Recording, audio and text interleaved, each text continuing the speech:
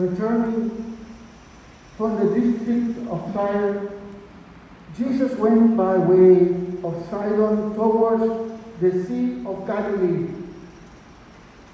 right through the Decapolis region.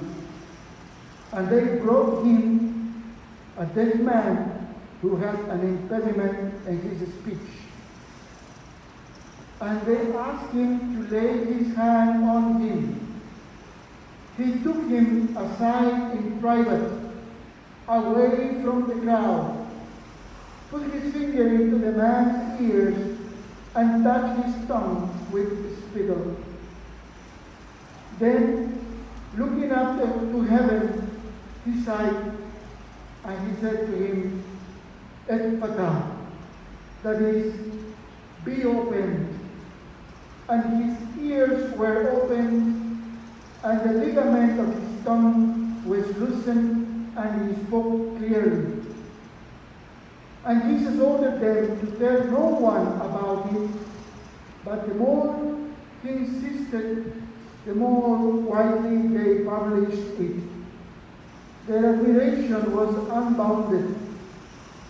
He has done all things well, they said. He makes the deaf hear and the dumb speak. The Gospel of the Lord. Praise to you, Lord Jesus Christ.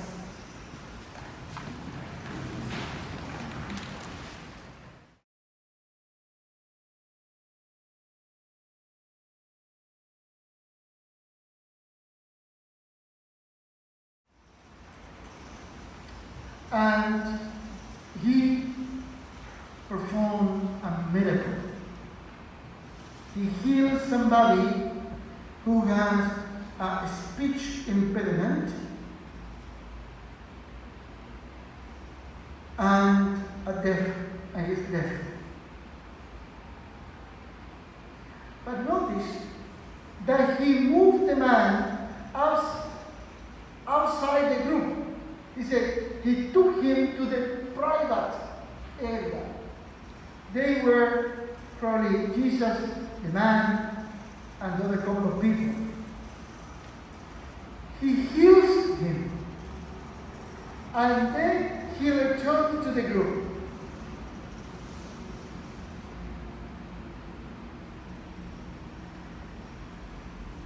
That is what is happening in this gospel.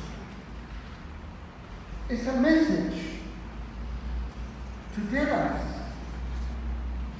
that if we are not open, if our heart is not open to the good news, to be surprised by the gospel, be challenged by Jesus,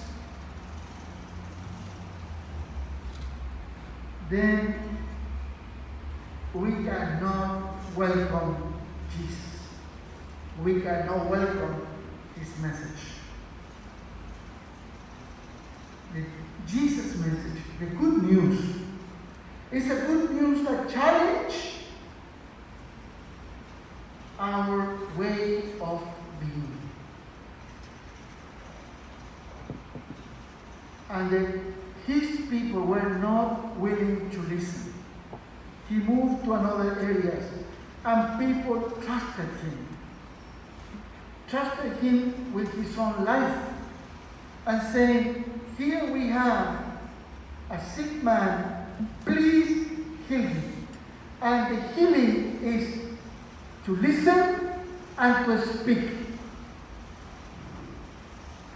Means he's open to welcome the good news and to share the good news. The contradiction here is the poor fellow, poor man. He spent all his life mute, and he's healed. And after 5 minutes, he can speak, he can hear, he can listen. Jesus said, don't say anything. Please God, why do you heal me then? If you heal me to keep my mouth shut, what is the point of healing?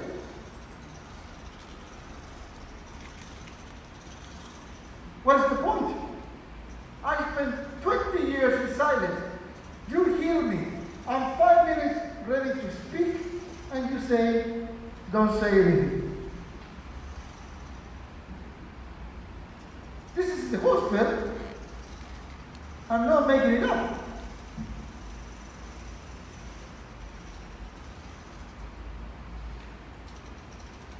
What do you think that happened?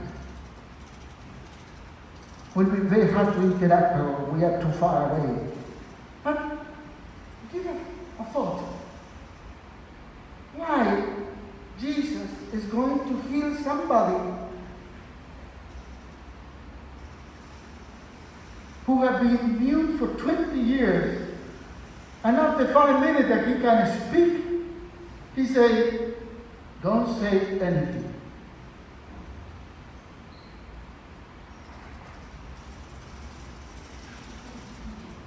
I'm not going to challenge the seminary, don't worry.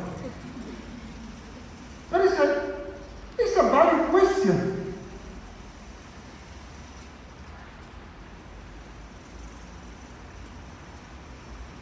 I'll give you my answer.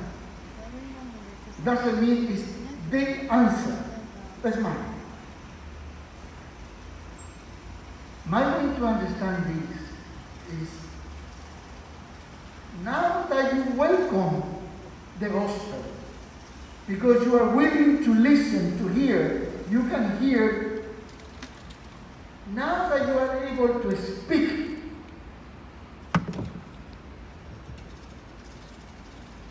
it is important only and only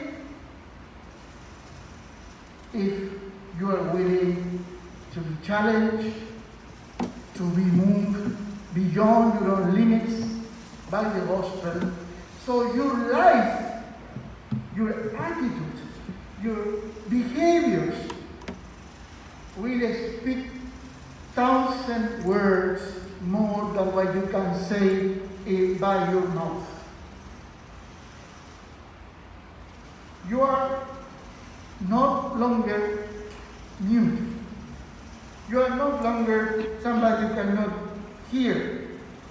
But the most important thing here is to expand your borders, expand your limitations, and your behavior have to speak about the gospel.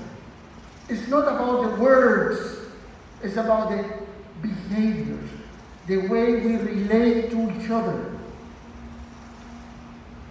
That speaks louder, clearer than 1,000 words. And listen, when he moves the man outside the room, he's saying, look your reality from outside what you are used to. Look your reality and see what you can improve in your own life. And I think it's a very good exercise for all of us. Time to time, whatever time, to stop for a second, to move away from the comfortable areas of my life and look my life from another perspective and see what needs to be healed. All of us in our lives, there's areas we need to be healed. All of us, these areas in our lives that need to be opened, unable to speak about it. And then return to your community, return to the comfortable areas, and behave as you believe. Live out a life that you preach, but not by words, by your life, by your being. That's the gospel today. It's not about I heal you and then you keep quiet. It's I heal you, back to your community, and live out the Christian life that you have accepted in a way that other people can be healed.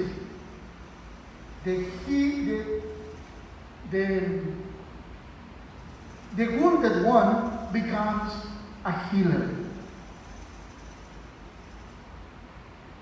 That's the gospel if you want to summarize. The wounded became a healer.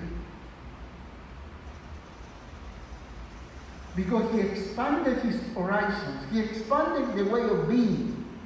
And I think all of us have done it. All of us who have came to Hong Kong have done it. Have expanded our way of understanding life. Anyone who moves to one country to another expands their own limits.